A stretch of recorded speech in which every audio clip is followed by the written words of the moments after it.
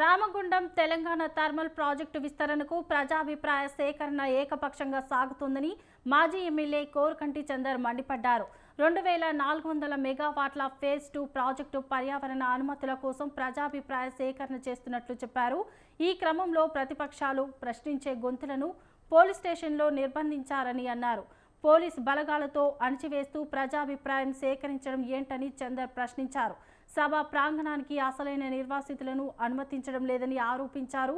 తనిఖీల పేరుతో ఇబ్బంది పెడుతున్నారని ఆయన అసహనం వ్యక్తం చేశారు.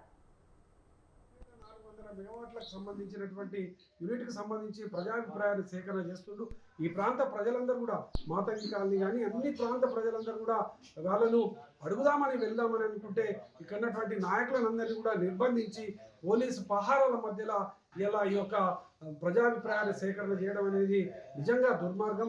అందుకే స్వచ్ఛందంగా ఈరోజు ఎన్టీపీసీ అంతా కూడా బంధు పిలుపు కూడా నిర్వహణ జరుగుతూ ఉన్నది.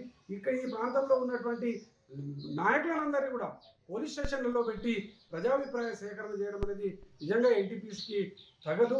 ఈ యొక్క పరిపాలన రేవంత్ పరిపాలన ఏ విధంగా ఉందో దీన్ని